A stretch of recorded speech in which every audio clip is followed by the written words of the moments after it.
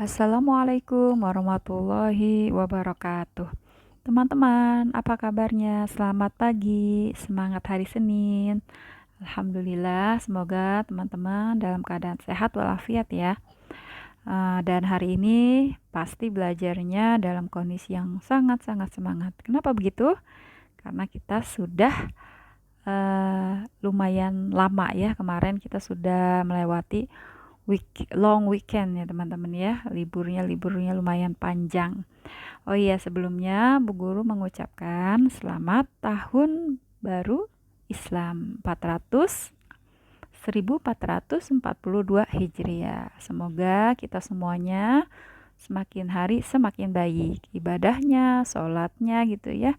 Terus tidak lupa juga belajarnya, jadi tambah semangat.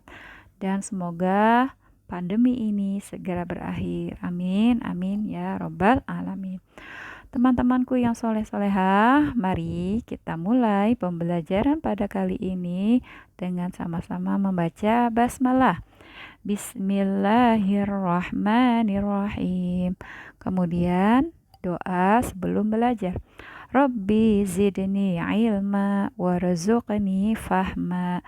Rabbi syrahli sadri wa yassirli amri wahlul 'uqdatam min lisani yafqahu qawli. Amin.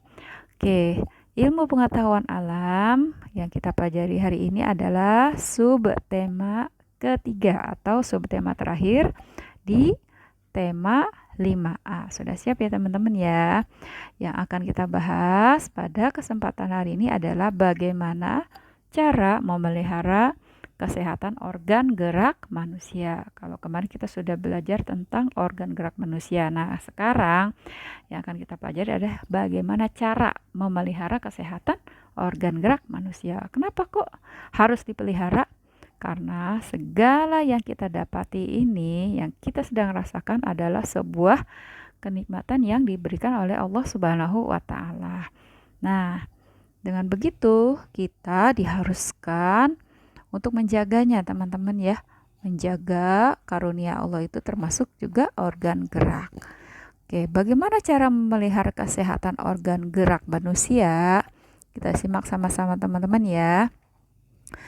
Oke, kegiatannya yang pertama adalah posisi duduk yang harus benar-benar diperhatikan, yaitu bagaimana posisi duduk yang baik. Oke, ternyata posisi duduk yang baik itu adalah tegak. Duduk dengan posisi tegak dan regangkan tubuh ke depan atau ke belakang untuk membantu tubuh tetap aktif dan seimbang. Jadi kalau kita sedang duduk itu katanya apa teman-teman? Supaya organ geraknya tetap sehat, yaitu posisinya harus tegak. Seandainya duduk di kursi yang ada sandarannya, maka bersandar dengan posisi yang tegak gitu ya. Dan juga tidak lupa merenggangkan tubuh kita ke depan atau ke belakang supaya membantu tubuh kita agar tetap aktif dan juga seimbang.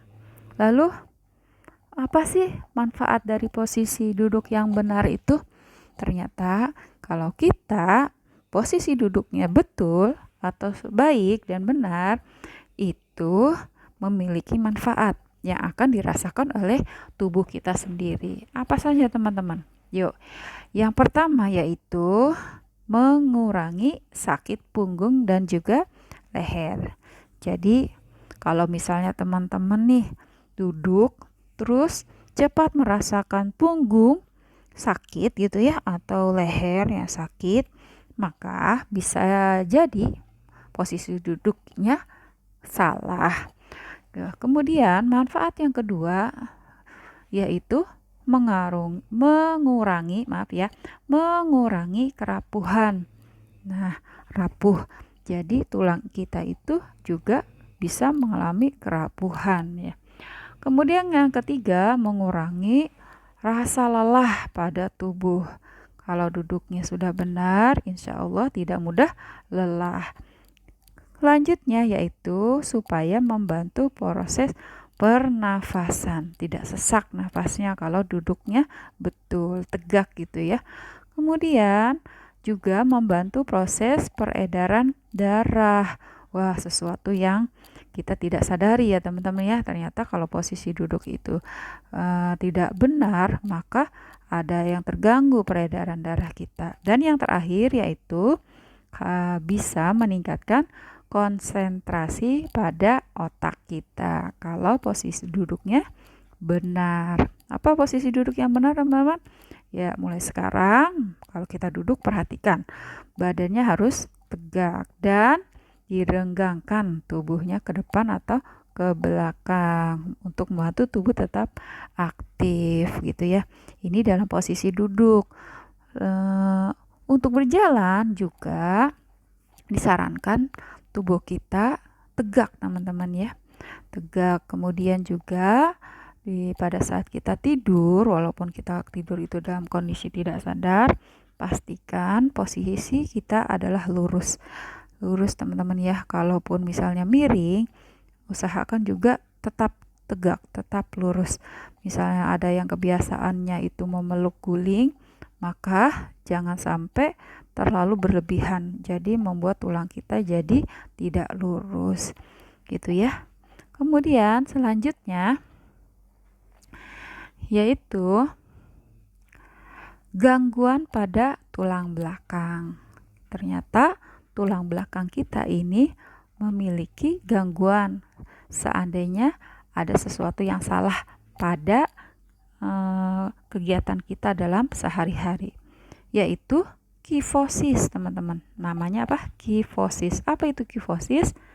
Kifosis itu yaitu kelainan tulang belakang yang melengkung ke depan sehingga menyebabkan bungkuk. Nah, itu namanya kifosis.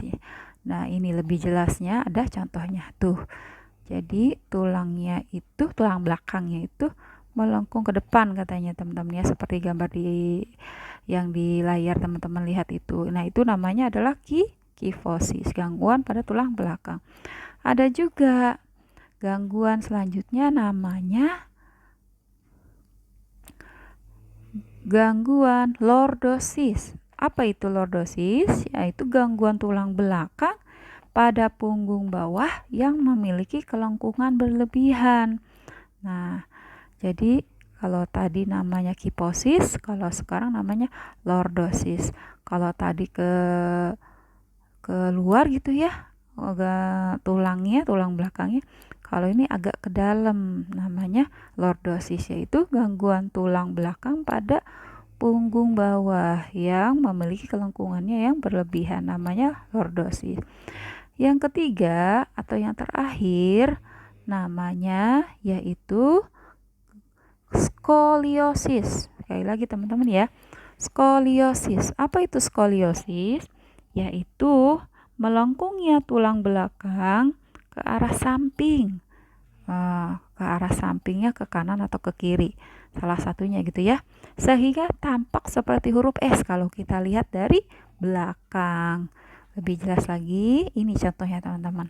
Tuh lihat kan, nampak dari belakang yaitu seperti huruf S. Ini namanya skoliosis, gangguan pada tulang belakang skoliosis, yaitu melengkungnya tulang belakang ke arah samping, kanan atau kiri. S seperti huruf S, bergelombang gitu ya teman-teman ya.